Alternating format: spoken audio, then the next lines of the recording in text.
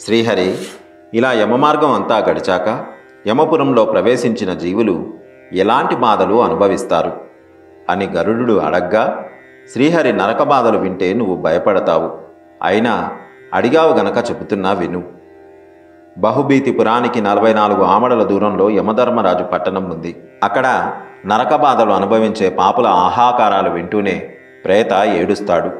యమపురంలోని భటులు ఆ ఏడుపు విని దక్షిణ ద్వార కావలివాడైన ధర్మధ్వజునితో పాపాత్ముడు వచ్చి ఉన్నాడని చెబుతారు. ఇట్లా జీవితకాలం పోగు చేసిన ధనాన్ని వారు స్వానుభవంలోనికి తెచ్చుకోలేక కన్ను మూసినప్పుడు ఆ ద్రవ్యమంతా వాళ్ళ సంబంధికులు అనుభవిస్తారు. ధర్మసూక్ష్మం విచారించి చూసినప్పుడు అయ్యో, అతడెన్నో పాపాలు చేసి ఆ ధనం సంపాదించగా వాళ్ళంతా దాన్ని భాగాలు చేసుకోవడానికి తయారయ్యారే, మరి అతడు చేసిన పాపాల్లో భాగం పొందడానికి సంసిద్ధులవుతారా? కానే కారు.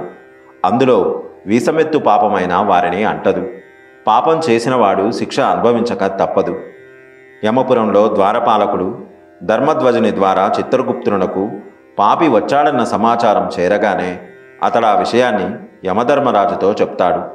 యమధర్మరాజుకు వచ్చిన పాపుల్లో ఎవరు నాస్తికులో ఎవరు మహాపాపాత్ములో తెలుసు. అయినా చిత్రగుప్తుణ్ణి అడుగుతాడు.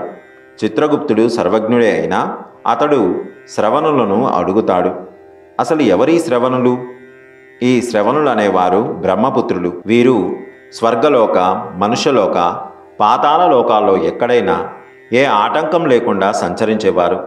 దూర శ్రవణ, దూరదర్శనాది విద్యలున్నవారు.